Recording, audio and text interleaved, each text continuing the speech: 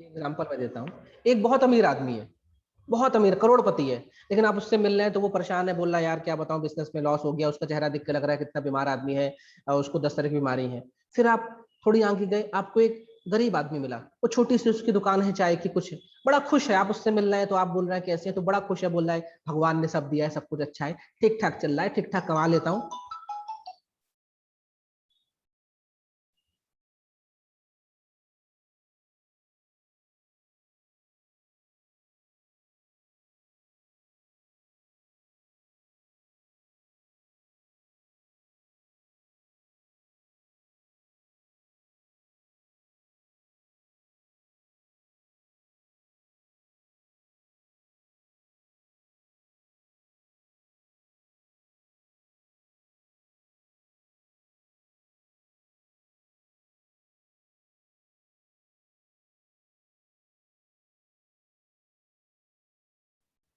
तो वो जो बीच में एक कॉल आ गया था इसलिए मैंने म्यूट किया था। तो वो जो गरीब आदमी बड़ा खुश है, उसको भगवान से कुछ नहीं चाहिए, पर्याप्त है, मेरे घर में खाना पीने को है, बढ़िया है, भगवान का नाम लेता हूँ।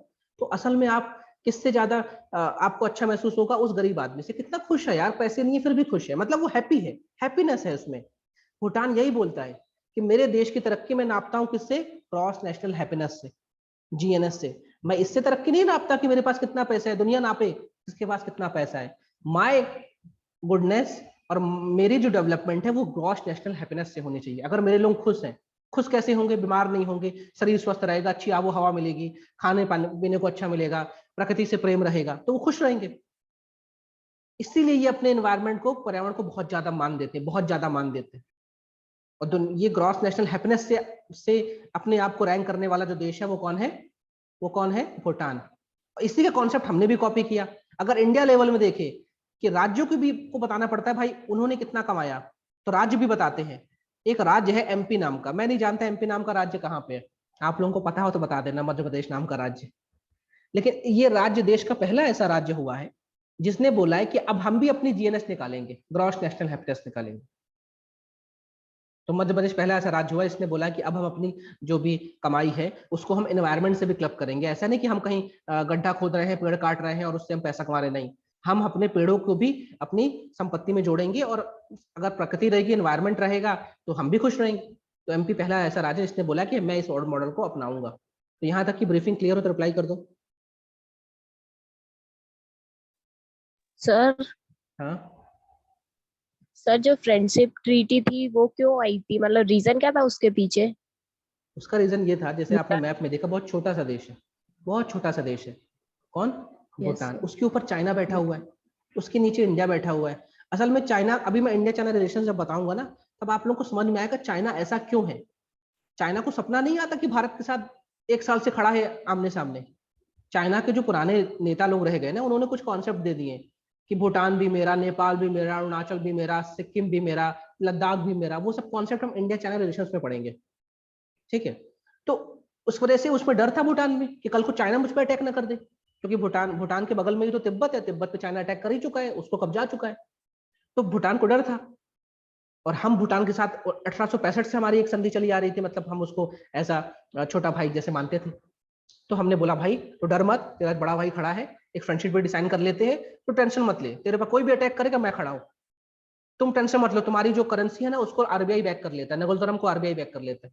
इसलिए, और उस 1949 की ट्रीटी में कुछ नए सुधार किए गए हैं 2007 में, इसे कहते हैं रिवाइज किया गया है, अपडेट किया गया है। क्लियर हुआ। Yes sir, thank you.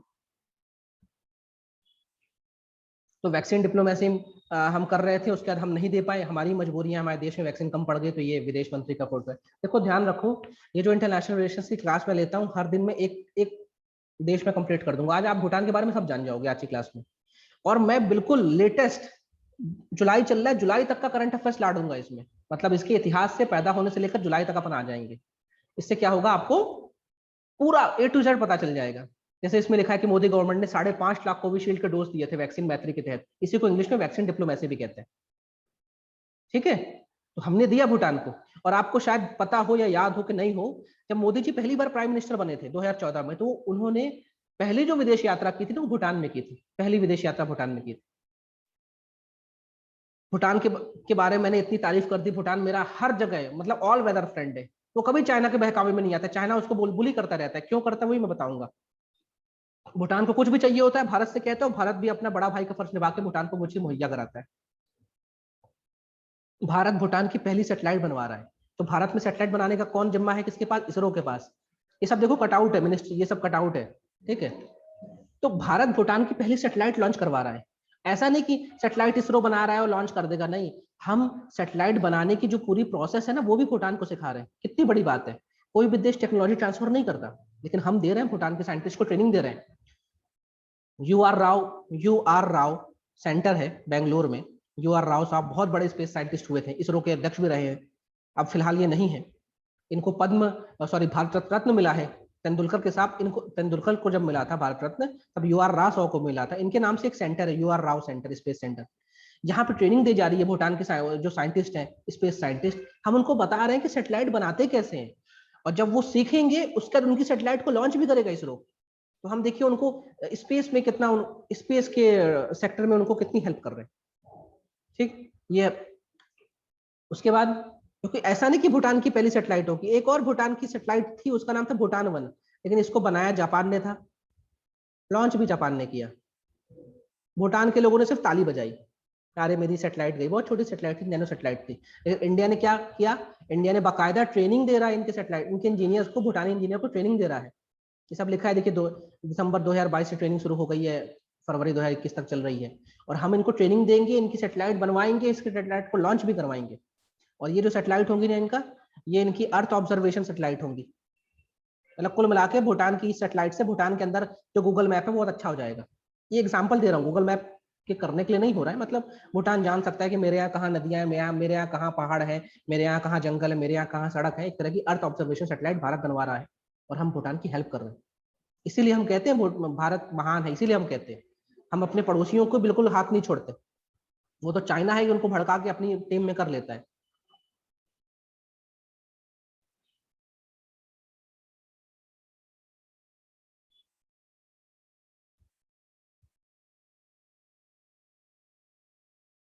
अब ये जो मैप आपके सामने है, इस मैप को थोड़ा गौर से देखना, और हो सकता है आज की क्लास में आपको चाइना का एंगल ना समझ में आए, तो थोड़ा सा वेट कर लेना, इंडिया चाइना रिलेशन हम पढ़ेंगे, 2 से 3 क्लास में पढ़ाना मुझे पड़ेगा इंडिया चाइना के बारे में।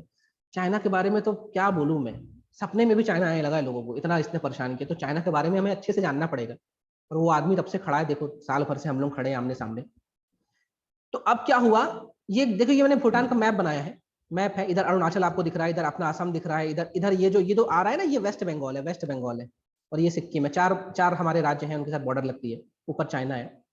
अभी हाल में क्या हुआ, हाल में थोड़ा देखना, कितनी हंसी वाली बात है, ये अंदर एक वाइल्ड लाइफ सेंचुरी है, कितनी अंदर आपको दिख रही है ना, भूटान के अंदर है, चाइना से इसकी कहीं भी बॉर्डर नहीं लग रही। अभी चाइना ने क्या बोला, जो सक्तेंग वाइल्ड लाइफ सेंचुरी है ना, ये मेरी है।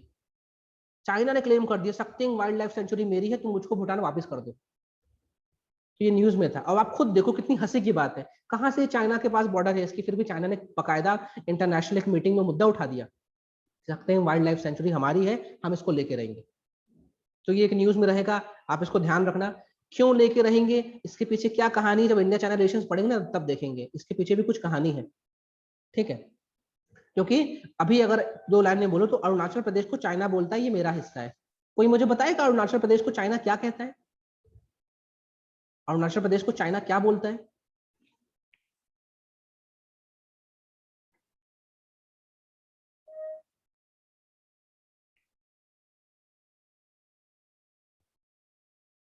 अरुणाचल प्रदेश को चाइना बोलता है साउथ तिब्बत, बोलता है ये तिब्बत का दक्षिणी हिस्सा है, चाइना पूरे पूरे अरुणाचल प्रदेश को अपना बोलता है। क्यों बोलता है क्यों नहीं बोलता, ये हम चाइना इंडिया चाइना रिलेशन से पढ़ेंगे ना, उस क्लास में देखेंगे अच्छे से। और ये बोलता है ये जो साक्तिंग वाइल्ड लाइफ सेंचुरी है ना, ये तो अरुणाचल प्रदेश का ही हिस्सा है, मतलब मेरे वाले साउथ तिब्बत का हिस्सा है, इसलिए मुझको चाहिए। तो ये तो अजब ही फिल्म है इसकी, ये तो बिल्कुल अजब ही आदमी है चाइना, ठीक है। तो साक्तेम वाइल्ड लाइफ सेंचुरी भी न्यूज में थी, 2 महीने पहले न्यूज में थी। क्यों थी, किसकी ये बॉर्डर है। अगर आपसे कोई पूछे साक्तेम वाइल्ड लाइफ सेंचुरी के पास हमारा कौन सा स्टेट है, अरुणाचल प्रदेश है। ये सब नोट्स आप लोगों को मिल जाएंगे। फिर से मैं बोल रहा हूँ, इंटरनेशनल रिलेशंस बहुत डायनेमिक है, रोज चेंजेस होते रहते हैं। तो ये ऐसा नहीं किसी कोई किताब होगी जो मार्केट में होगी, आपके पास छपी होगी, आप इसको पढ़ लेंगे, नहीं। ये हमेशा चेंज होते हैं। आप 2 महीने बाद मैं आपको इंडिया भूटान रिलेशंस पढ़ाऊंगा ना, तो मैं कुछ नई बातें और बताऊंगा, क्योंकि 2 महीने में कुछ और डेवलपमेंट हो जाएंगे, 2 महीने में कुछ और डेवलपमेंट्स हो जाएंगे। ये एक माइंड मैप है कि भूटान को हमारी क्यों जरूरत है, हमें भूटान की क्यों जरूरत है, ये चीज मैं आपको समझा ही रहा हूँ। ठीक है, अब ये जो इस मैप में आप देखो। अच्छा, आप लोग मुझे ये बताओ, ये मानसरोवर किसी लिए फेमस है क्या? मानसरोवर में कुछ होता है क्या हिंदुओं का? कोई रिप्लाई कर दे।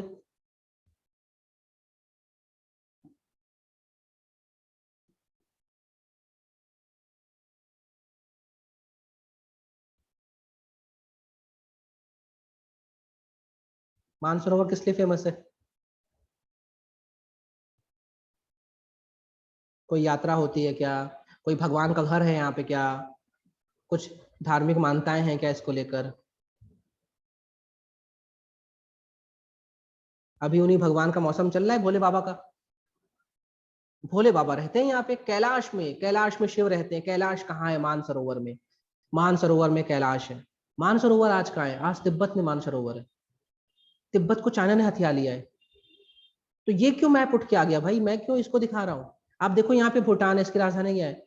यहाँ पे ये जो है, ये जो थोड़ा सा मैं ये ट्राइंगल बना रहा हूँ, इसे कहते हैं ट्राई जंक्शन।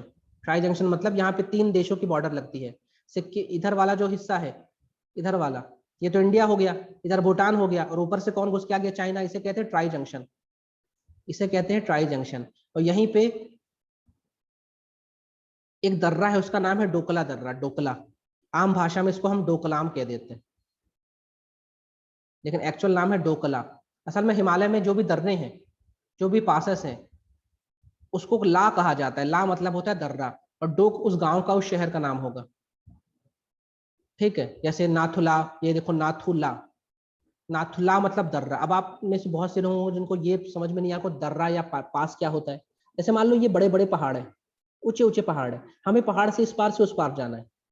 तो ऐसा तो नहीं कि हम इसकी पूरी टॉप में चढ़ेंगे फिर वहां से छलांग लगा देंगे, नहीं। हम कहाँ से जाएंगे? अगर हमें पहाड़ पार करना है तो हम यहाँ से चढ़ेंगे, और यहाँ से देखो, ये यहाँ से उस पार कूद जाएंगे। तो जहाँ पे गहरार होती है, जहाँ से पहाड़ को हम उस पार जा सकते हैं, उसे दर्रा कहते हैं, पैसेज कहते हैं, पास कहते हैं। तो इधर जितने भी दर्रे मिलेंगे उनके नाम कहेंगे ला लगा होगा। ला मतलब दर्रा ही होता है। तो यहाँ पे एक दर्रा है डोकला, जिसे डोकलाम भी कहते हैं। और यहाँ पे मैंने बोला, ऊपर बैठा है चाइना, इधर बैठा है इंडिया, इधर बैठा है भूटान। चाइना की तरफ बॉर्डर लगती है। डोकला जो है, ये किसका है? डोकला किसके पास है अभी? भूटान के पास है। चाइना यहाँ पे अपनी आर्मी उतार दिया था 2017 में, और भूटान डर गया। भूटान ने तुरंत व्हाट्सएप किया मोदी जी को, मोदी जी 1949 की फ्रेंडशिप ट्रीटी याद है? मोदी ने बोला हाँ याद है। तो फटाफट आर्मी भेजो। तो फटाफट हमारी आर्मी पहुंच गई यहाँ पे, और लगभग 150 दिन तक भारत और चीन की सेना आमने सामने थी। इसे हम कहते हैं डोकलाम स्टैंड ऑफ, डोकलाम विवाद। याद है डोकलाम? सुना है आप लोगों ने डोकलाम के बारे में?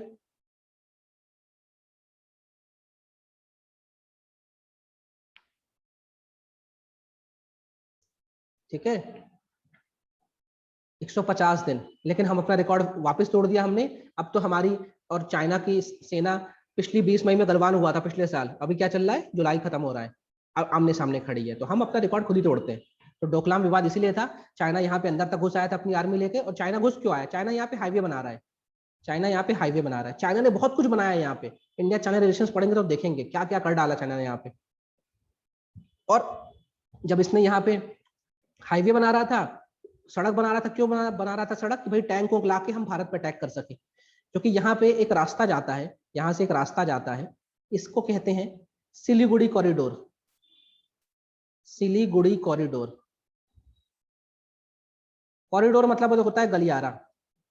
सिलीगुड़ी पश्चिम बंगाल का शहर है, और इस रास्ते से, इस हाईवे से हम नॉर्थ ईस्ट को जा सकते हैं, अपनी सातों बहनों से मिल सकते हैं।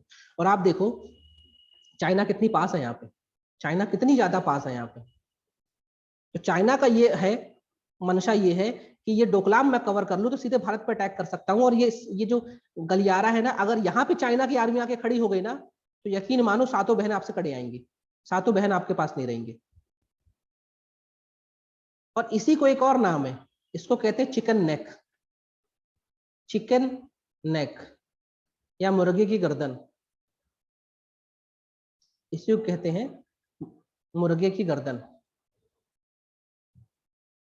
क्योंकि जो हमारी 7 बहनें हैं उनको मुर्गा कहा गया और ये उसकी गर्दन कही गई है कि, और चाइना ये चाहते हैं गर्दन में काट दूं तो ये अलग हो जाए। तो इसके लिए विवाद हुआ था, हमारी आर्मी यहाँ पहुंची थी, हम क्योंकि हमने 1949 की संधि साइन करके रखी थी और हमने इस चीज को डिफेंड किया,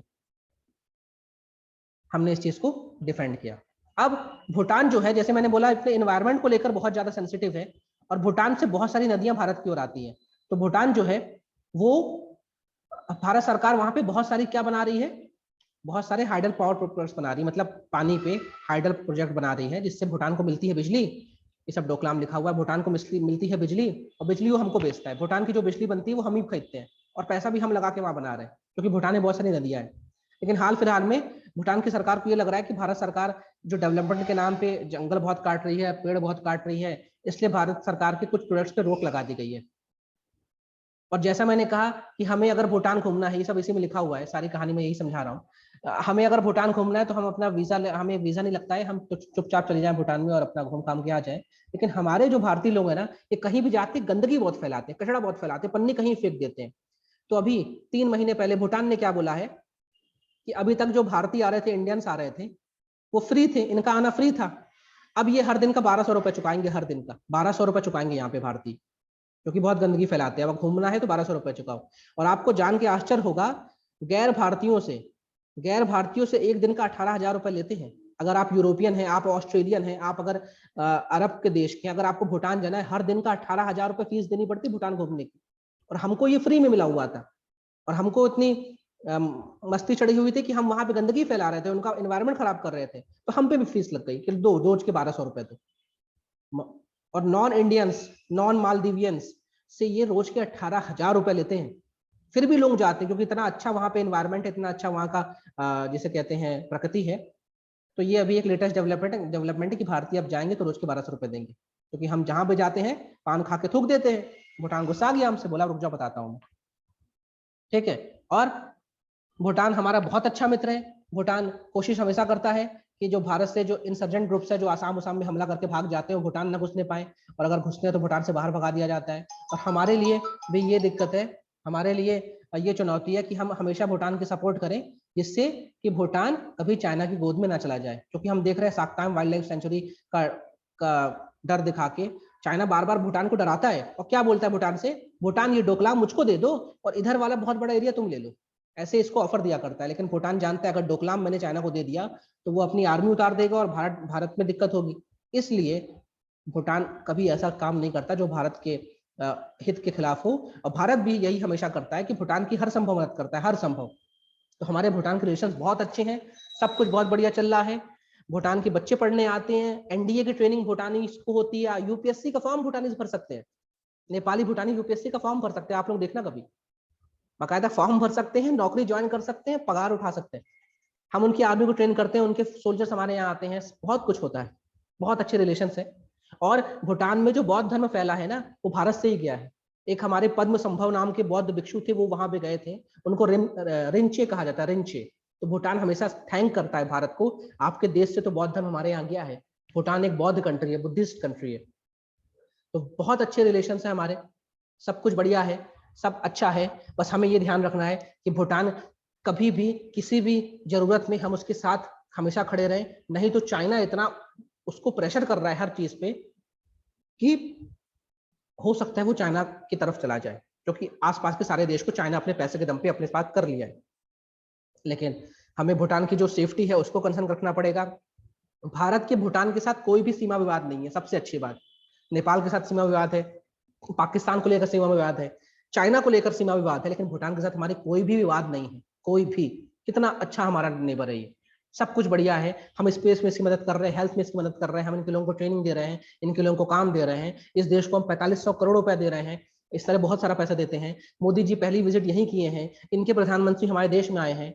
यहाँ पे भी राजा होता है, लेकिन यहाँ पे राजा सिर्फ नाम का है, यहाँ पे बाकायदा चुनाव होते हैं। और 2018 में चुनाव हुए थे फिर से, वही जो अपने पीएम साहब की फोटो है वो दिखाई गई है। तो सब कुछ बहुत बढ़िया है, मतलब जिसे कहते हैं ना, विन विन सिचुएशन है। हम भूटान का सहयोग करते हैं, भूटान हमारा सहयोग करता है, और हमारे बहुत अच्छे रिलेशन है। बस ये जो हम डेवलपमेंट काम कर रहे हैं वहां पे, उसको लेकर भूटान के लोगों में थोड़ा गुस्सा है कि यार भारत यहाँ पे नदी को रोकता है, मतलब डैम बनाते हैं या फिर हाइडल प्रोजेक्ट बनाते हैं तो नदी का पानी रोकना पड़ता है, कुछ जंगल काटने पड़ते हैं, तो लेकर थोड़ी बहुत थोड़ा सा गुस्सा है, लेकिन ओवरऑल एवरीथिंग इज फाइन। और सबसे अच्छा जो हमारा दोस्ती है वो भूटान के साथ है, सबसे अच्छी दोस्ती, और हमें इस दोस्ती को मेंटेन करना भी पड़ेगा, नहीं तो एक अच्छा साथी हम अपने क्षेत्र से खो देंगे। तो ये भूटान की रिलेशंस को लेकर बात हुई, ये पीडीएफ में शेयर कर दूंगा। एक मेरा टेलीग्राम ग्रुप है, आप लोग चाहो तो उसको ज्वाइन कर लो, उसमें सब कुछ आपको मिलता रहेगा। और पर्सनली मुझसे अगर मिलना हो या बात करना हो तो मैं बता ही दिया हूँ। मेरा नाम है रोहित सिंह कुशवाहा, इसी नाम से आपको टेलीग्राम ग्रुप मिलेगा। मैं एक क्लास 2 ऑफिसर हूँ, मुझे 10 साल हो गए नौकरी करते हुए। मैंने एमपीपीएससी क्रैक करके क्लास 2 पोस्ट उठाई है। इसके पहले मैंने यूपीएससी क्रैक किया था, सीडीएस मैंने 8 महीने नौकरी की है इंडियन एयरफोर्स की। और पिछले 10 साल से मैं मध्य प्रदेश शासन में क्लास 2 ऑफिसर हूँ। तो आप लोग मुझसे मिल सकते हैं,